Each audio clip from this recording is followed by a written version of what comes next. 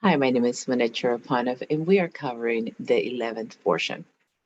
It's called Vayigash and He Approach, because are the first words that we see in this portion where Judah approaches Joseph to speak to him a word.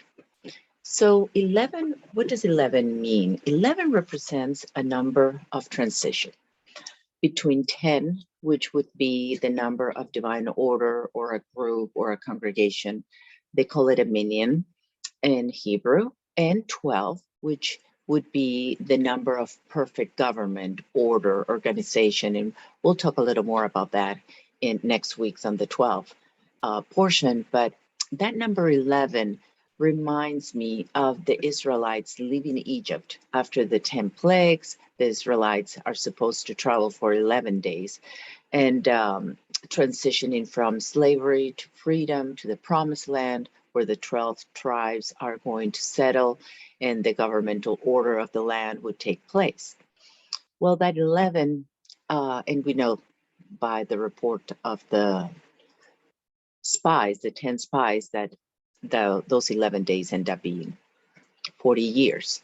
11 is also a number that can represent the prophetic realm, as we see in the dreams that Joseph receives, and then Pharaoh receives, and Joseph interprets. But on the other side of that coin, it also can mean divination. When our eyes move from the creator to the creation, and which, could be ourselves or the created realm, nature, can happen, either way. And that is something that when we see this transition from becoming a nation, being that number 10, and they to settle and they become that perfect government that our Father is calling them to be. He said, move to the promised land. He was going to give them the land, etc., and the covenant would take place. But if they would have kept their eyes on him and done what he has called them to do, then that 11-day journey would have been achieved, because they are keeping their eyes on him. They're believing what he's telling them to do, and not the other way around, when they started to look at the people as giants and they start predicting. When I say divination, what does that mean? Well, divination means in this case something like, you don't know what's going to happen. We don't know 100% what would happen, but we start predicting. Oh, now look at the giants. They're going to kill us all, and they're going to kill women and our children. And they start using divination, so to speak, to predict something that they don't know. God said, go, and I will give you the land. So whatever is in the land, God will take care of it if we trust him. But if we start speculating, thinking, well, what if this and what if that, we enter in that realm of divination, and then we betray our Father. That's another definition for that number 11. And when that takes place, we rebel to his divine order, and it becomes, then usually leads us to idolatry. I also mentioned last week about 10 starting the 2-digit series, which is really interesting because the Hebrew alphabet, from the first letter to the 10th letter, they all hold their number. Like Aleph is 1, Bet is 2, and it goes on to Yud is 10. But when we get to the 11, which would be Kaf, that is no longer 11, just one more, but they start going in increments of 10. So we see that now Kaf becomes 20. From 10 jumps to 20, and then it jumps to 30 and 40 and 50 until it gets to 100, when it is the 19th letter of the alphabet. And I thought that was really interesting, because after 11, all of a sudden, when it becomes, going into those teen years, we start thinking that we are wiser than anybody, even 100-year-old person. When you're 19 years old, you feel like you know more than them, or we do. And that, to me, is interesting how that correlates to the way we think at that age. But that 11th letter, which is the kaf, it's an open hand. We had 10 was yud, and it is a fist. So we go into that open hand, which is a symbol that can also mean similar.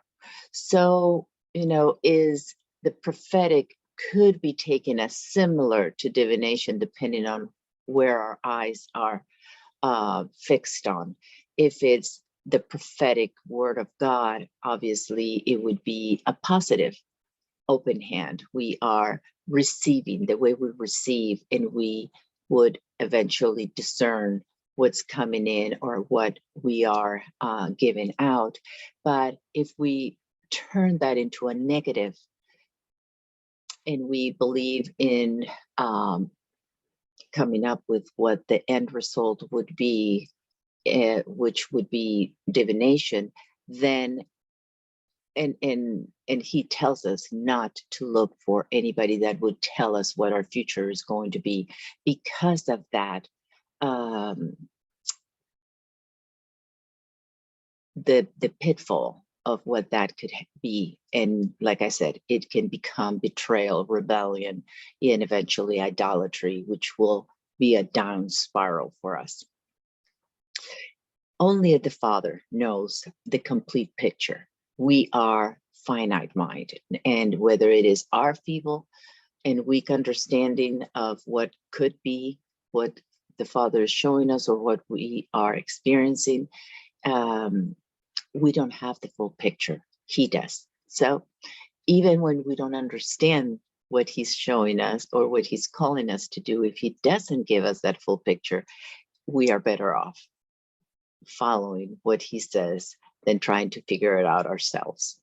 Now, going back to the portion, we have that Judah approaches Joseph to speak to him, and he confesses his sin. He asks Joseph that, tells him what happened, and with why would be horrible for Benjamin to stay there as a slave in his house, and how he had given his word to his father that he would bring Benjamin back. And why was that? Because he says, we have caused enough pain to our father.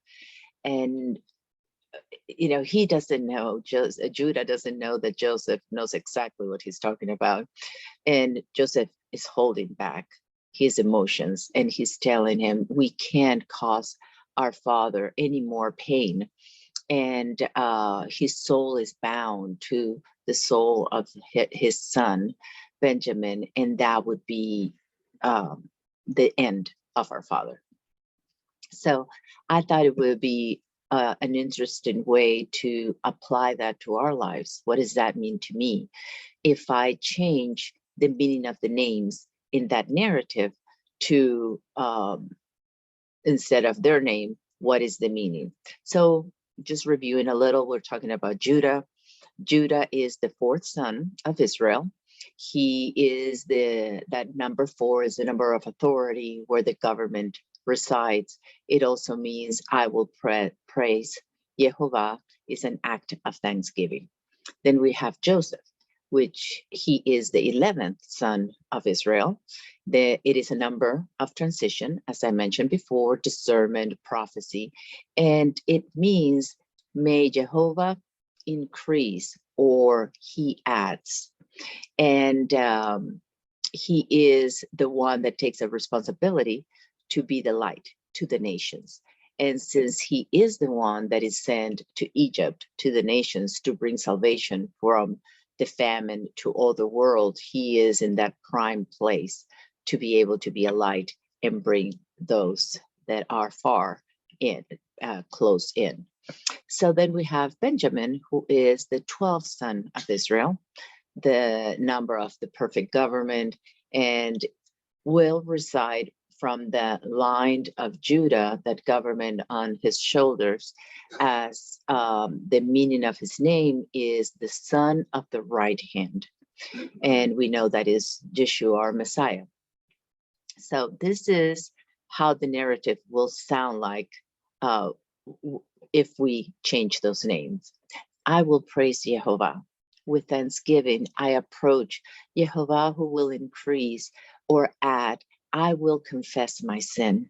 I have already caused enough pain to my father, and we cannot cause him any more pain by separating the son of his right hand from him, because the father's soul is bound to the son of his right hand, because they are one, right? They are echad.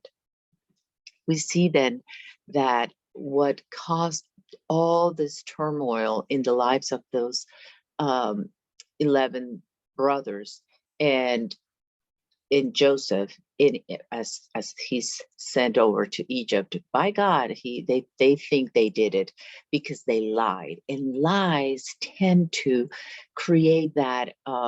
First of all, whatever we lie about stays open, and will go. It will stay alive, so to speak, and that would be a very easy situation to go. It becomes volatile. It can go in all, it can explode, it can implode, it can create so much chaos. Instead of telling the truth for the sake of the Father, let's just do things right. Let's tell the truth, even if it's painful at times.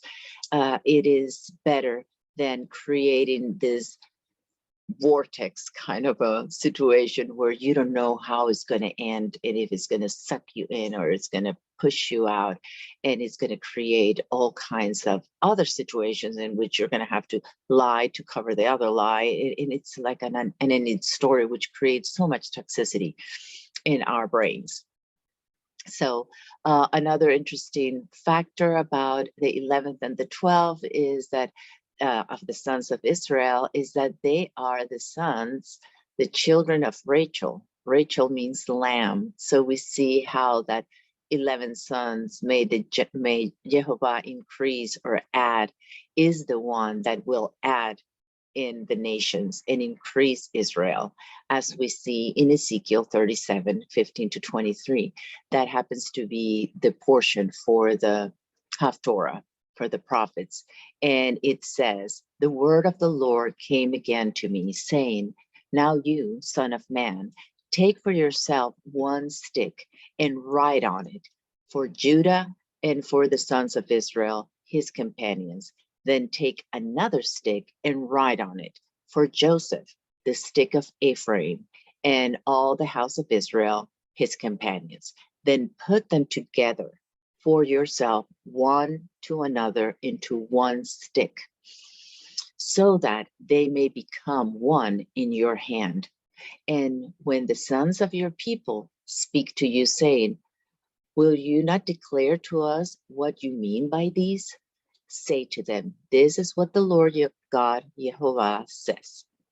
Behold, I am going to take the stick of Joseph, which is in the hand of Ephraim, and the tribes of Israel, his companions, and put it with the stick of Judah, and make them into one stick, and they will be one in my hand.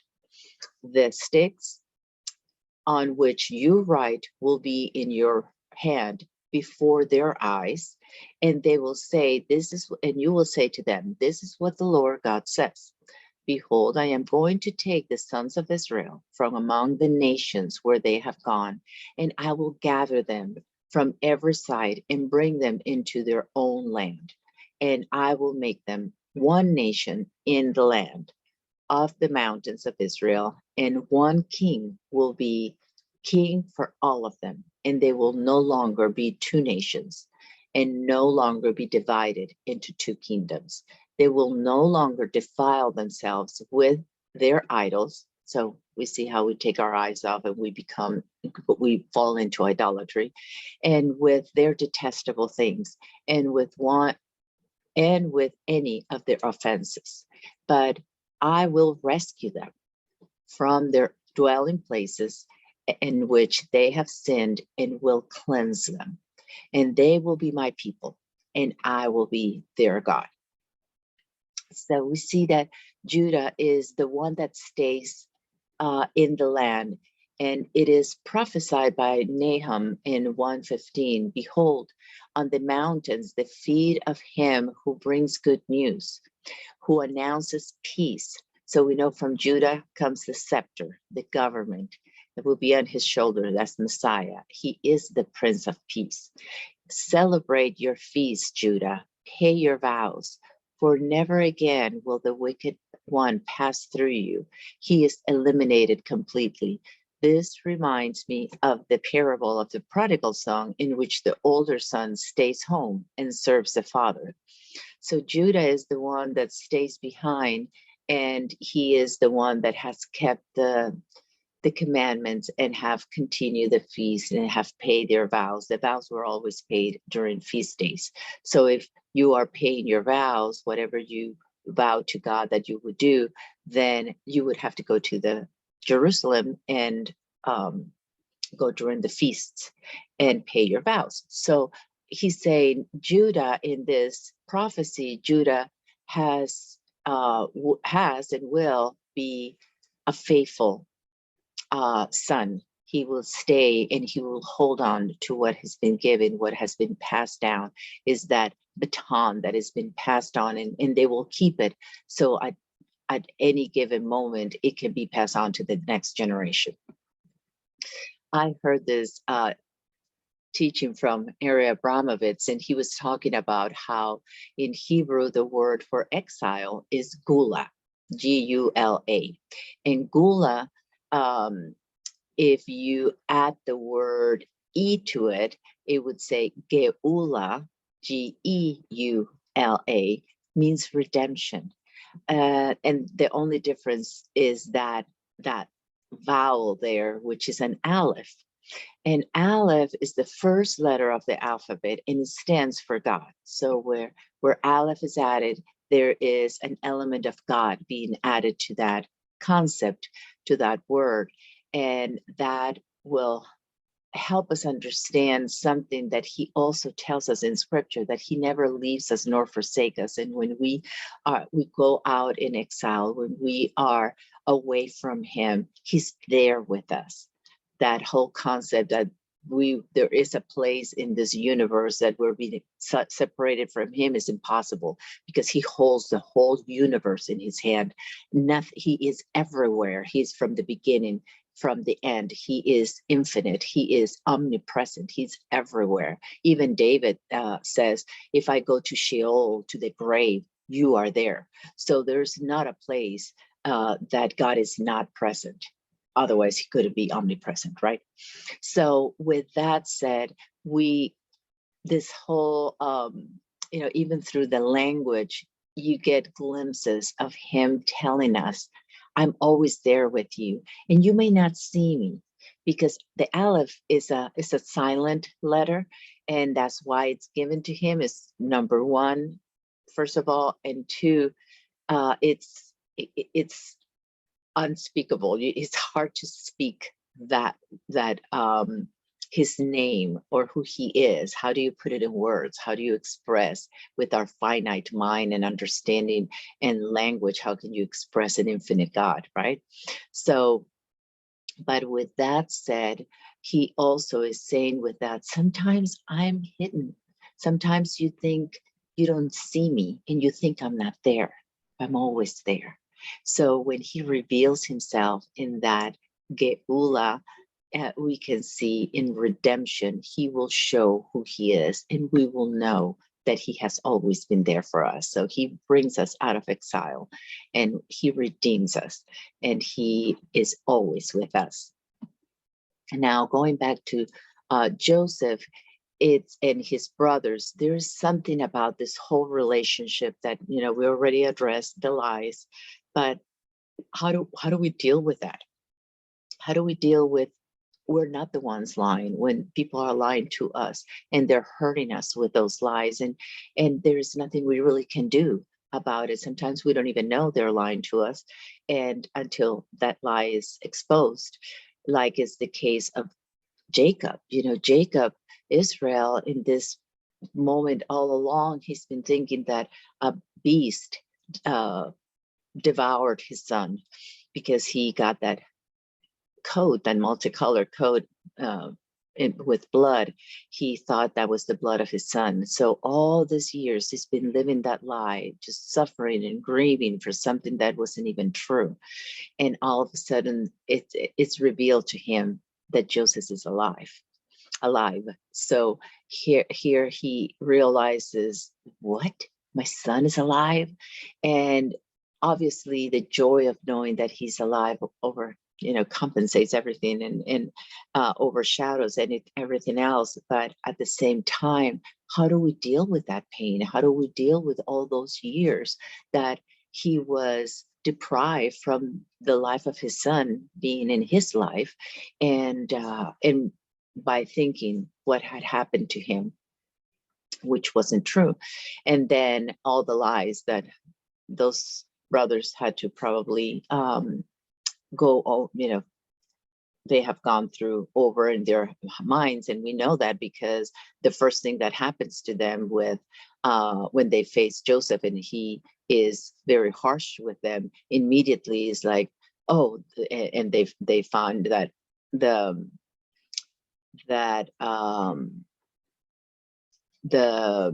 they've been called spies, etc., and they leave Simeon behind, and all this is that's we're paying for what we did. So 17 years, well, actually more than 17 years has passed, and they are still reminded that because it was 13 years after he was 30 years by the time he became second in command, and then the 7 good years had already passed where Joseph gathered all the wheat, and now there have been 2 years into the famine. So we're talking about 9 years later, and so all these years have passed by, and they're still thinking that the first thing that comes to their mind is what they did to him.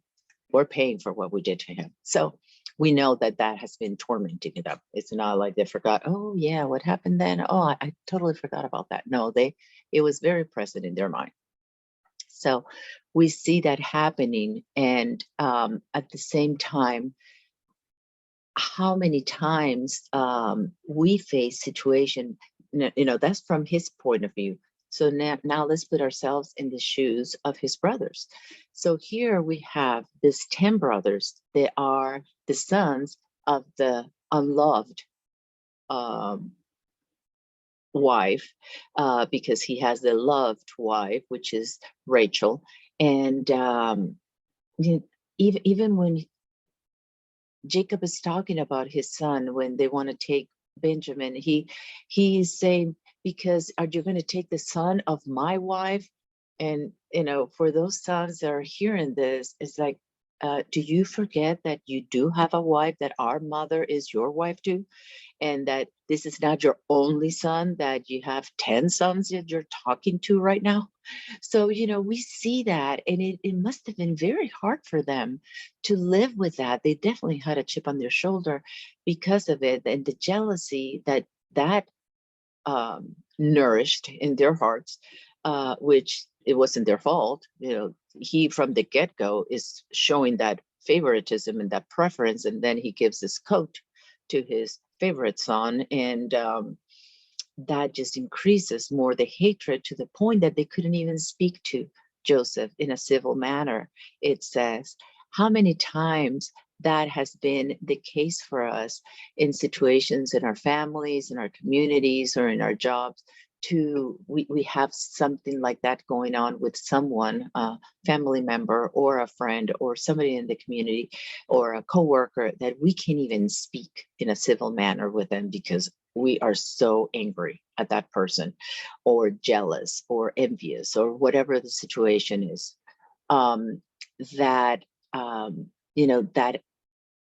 happens to us. In Yeshua, who is the Prince of Peace, tells us I allowed all the situations to happen. Don't think that, like the exile, don't think that at any of those moments I am not with you. I'm there.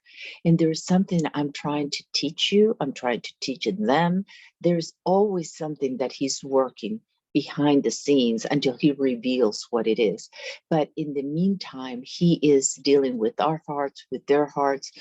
And one of the things that I thought it was amazing to me. And I hope I can really grab hold of it on a regular basis, because it would mean, it would bring so much peace to my heart and mind, and I hope it does to yours too, is to remember when his disciples asked Yeshua how to teach them how to pray. Well, they already were doing the standing prayer, it's called, which is the Amidah, in which it's a longer version of the Lord's Prayer, but it pretty much covers all the areas that the Lord's Prayer does. So he tells them, okay, so this is how you pray, Our Father, and you know the prayer. You are in heaven, hallowed be your name, your kingdom come, your will be done on earth as it is in heaven. I like to always say on this earth, because that's what we are. We're made out of earth.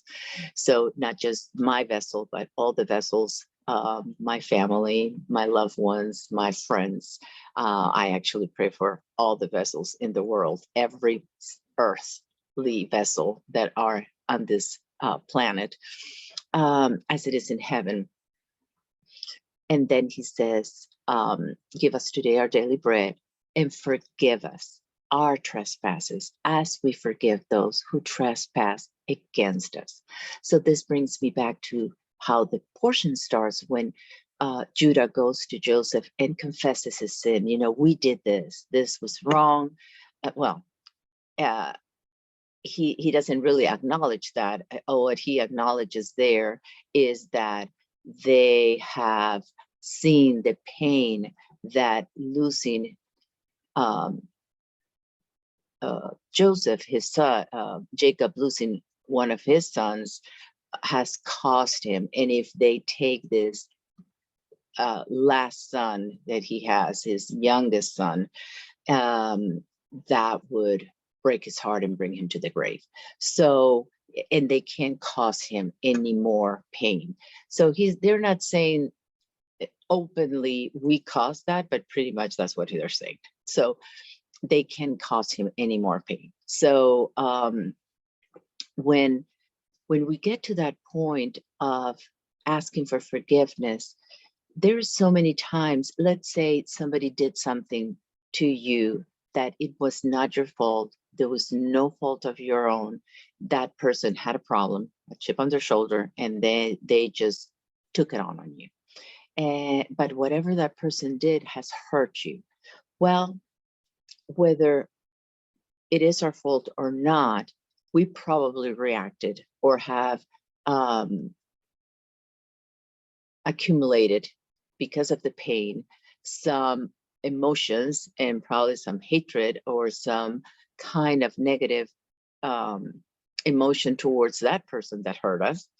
And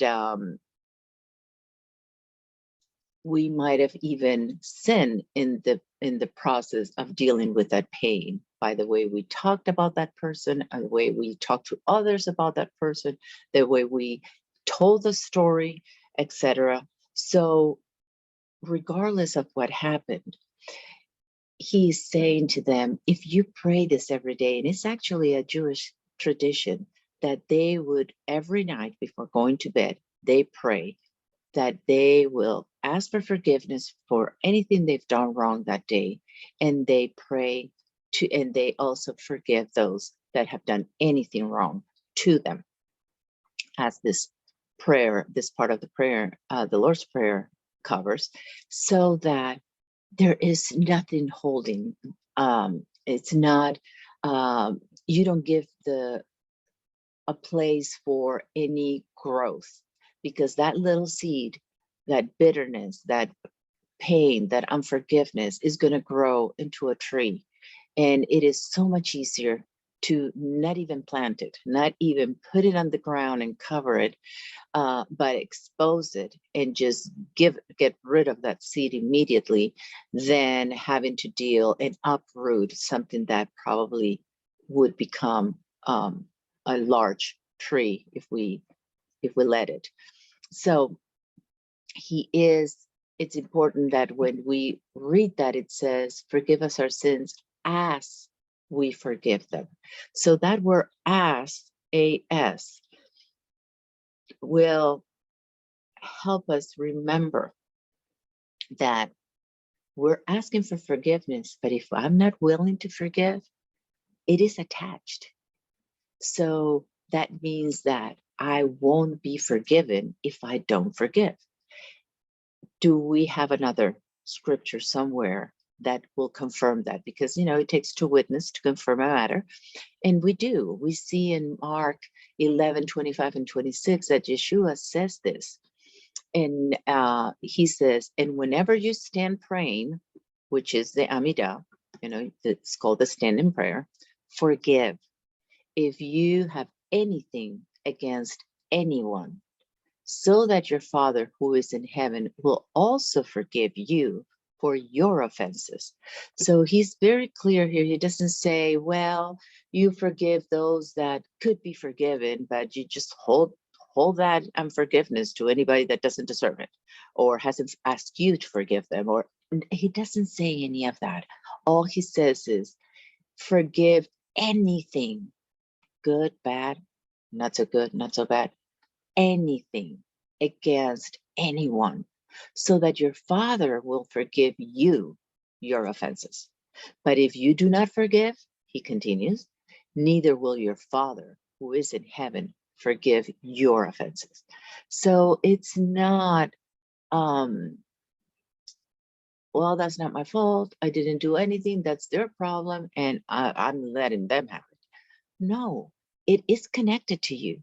And unless you forgive them, even Yeshua, he didn't let that night go, right? He's on the cross, and before he dies, the last thing he says is, Father, forgive them, because they don't know what they're doing. So even he, at the last moment on the cross, gives us an example of how to do that, how to get over it. Don't let the sun go over your anger. What he's saying is, don't go to bed angry. Don't let the day end before you make that right with that person, or you go and find them. Or if they're dead, what are you going to do? There is nothing you can find them. So, reach to them to be able to find that forgiveness or resolution. All he's saying is, don't go to bed. Don't let the sun come down. And we all know that it was 3 p.m. It was in the middle of the day, but the moment that he died, that he gave up his spirit, the whole day there, I don't know if it was in the whole world, but at least there, the sun was covered and it became nighttime. So even at that moment, he's saying, don't let that happen. You forgive, release. Really, that word forgive is let go. Don't hold on to that, because if you hold on to it, it's going to hurt you, really, most of the time, more than the other person. A lot of people do evil stuff to others and they don't even remember. They go to bed and they don't care anymore. But the person that is been hurt is the one holding to that pain and holding to that unforgiveness. So it says, don't do that. You're hurting yourself. So we see Joseph revealing who he is, and now he is second in command in Egypt. And I'm pretty sure the brothers realized that the dreams that he had at 17, at this point now, they see what it's all about. The first one was Joseph telling them, don't, it was about the wheat, and we talked about that last week. They were shepherds, really not, they were not agrarian society or community. So it really didn't apply very much to them, but the whole thing about bowing down was really what? But we see in the next chapter that Joseph, when he's revealing who he is, he tells them, come closer, please come closer, he said, which is that expression of intimacy. Let's see each other face to face. I am your brother Joseph, whom you sold to Egypt. Now do not be grieved or angry with yourselves, because you sold me here for God. No, let me read that back. Now do not be grieved or angry with yourself because you sold me here. There you go. For God sent me ahead of you to save lives. For the famine has been in the land these 2 years, and there are still 5 years in which there will be neither plowing nor harvesting. So God sent me ahead of you to ensure for you a remnant on the earth, and to keep you alive for a great deliverance. Now, therefore, it was not you who sent me here, but God. And he has made me a father to Pharaoh, and Lord of all his household, and ruler over all the land of Egypt. Hurry and go to the father and say to him, this is what your son Joseph says. God has made me Lord of all Egypt. Come down to me, do not delay, for you shall live in the land of Goshen, and you shall be near me, you and your children and your grandchildren, and your flocks and your herds, and all that you have. There I will also provide for you, for there are still 5 years of famine to come, and you and your household and all that you have will be impoverished. Behold, your eyes see, and the eyes of my brother Benjamin see, that it is my mouth which is speaking to you. Because before he was speaking through a translator, and now he's speaking to them in Hebrew. Now you must tell my father of all my splendor in Egypt and all that you have seen, and you must hurry and bring my father down here. Then he fell on his brother Benjamin's neck and wept, and Benjamin wept on his neck, and he kissed all his brothers and wept on them. And afterwards his brothers talked with him. So it's neat to see how that comes full circle. They couldn't even speak in a civil matter to him, but at this point it's finally reconciled and they're able to talk with him. So the first dream was about that wheat that now is what they're coming to Egypt for, is to get wheat. As we see last week, that Jacob is sending all kinds of fruits and figs and nuts and some balsam and other things with them. So it wasn't like they had no food. They had cattle, etc. But they didn't have wheat for bread. So wheat was the issue that would bring them down to him.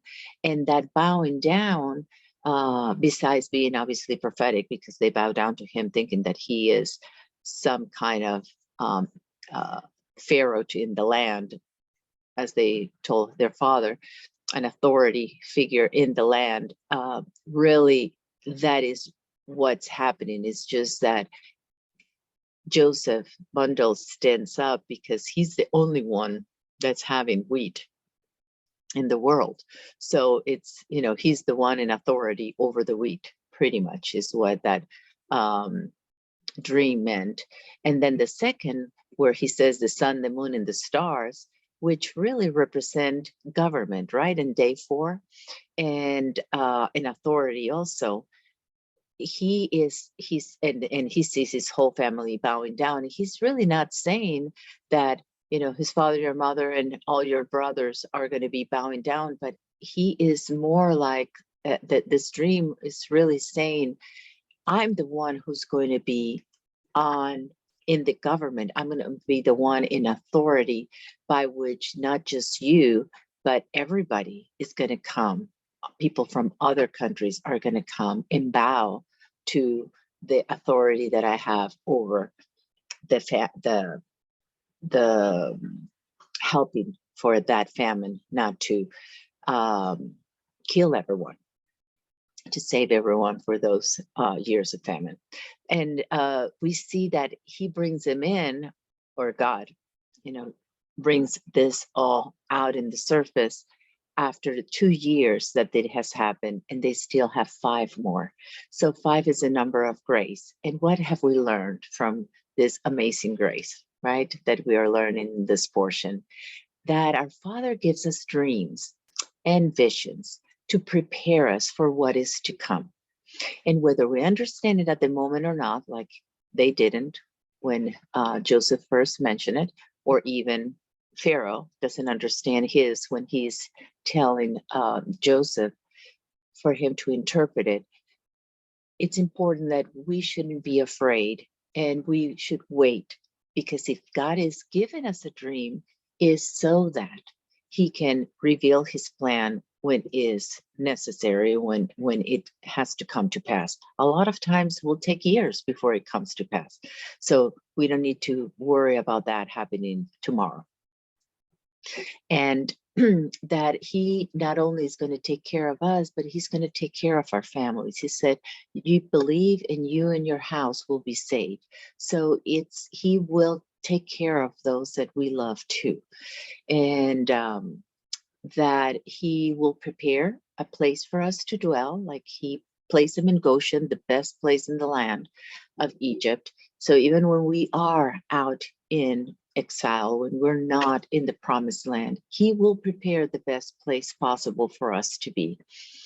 And if anybody, and our purpose in the land, as we learn from the Lord's Prayer, and to extend forgiveness while we ask for forgiveness, is that our purpose is to pray, to serve, to be his ambassadors, in whatever place he puts in our path, whatever person he puts in our path, or any place he takes us to. One thing that we learn from Joseph all this time, he's not complaining. He's not, no, but I didn't do that, but I'm really innocent. And that, my brothers send me here. They don't even know that he has brothers. Nobody has heard anything that he has a family. So he's not complaining. He's not talking bad about others. He's not telling people over and over and over what happened to them and how this one did this to them and how, and I stand corrected on that one again and again, because it is a very hard thing for us to keep our mouth shut. And yes, whatever happened to us, God knows it. Everybody else, nobody needs to hear that over and over and over. And what is worse is that as we repeat it, we enlarge it a little more and a little more every time we say it. So by the time we finish, years pass by, we even believe our own enlargements that we've added to our the things that has happened to us, and they become even more and more painful every time we repeat them. And that's a sin. We are magnifying something and we're adding something that didn't really happen, and we end up believing it. So there we go again. Whoever sinned against us, we're sinning now against our Father by doing that, and against those that hear us. Some people have clean ears that don't need to hear that. And now it's going to stay in their hearts and their minds. So I apologize right now to any of you that I've done that to. Please forgive me. I should have not done that. And you didn't need to hear anything that was bringing a bad report to somebody else, whether they did it or not. Please forgive me. I should have kept it to myself, between the Father and me. Forgive them that same night and not be in an issue the next day. And I am going to hold myself to that, because it's good brain health for sure. So with that said, as we do this, if we as ministers of reconciliation can do this, imagine what this world would be, not only in our communities, not only in our jobs, in our families. We would be happier people, less weighed down people. We wouldn't have all this garbage and all this extra weight on our shoulders that we don't need. And we wouldn't be spouting out things that other people don't need to hear them. So with that said, let's make our world a better place and haste his coming back, because as we do so, he will come back. As the bride is making herself ready and getting rid of any stain, wrinkle, or spot, he will come sooner. So the spirit and bride, they come. In Hebrew is bo. Have a great week.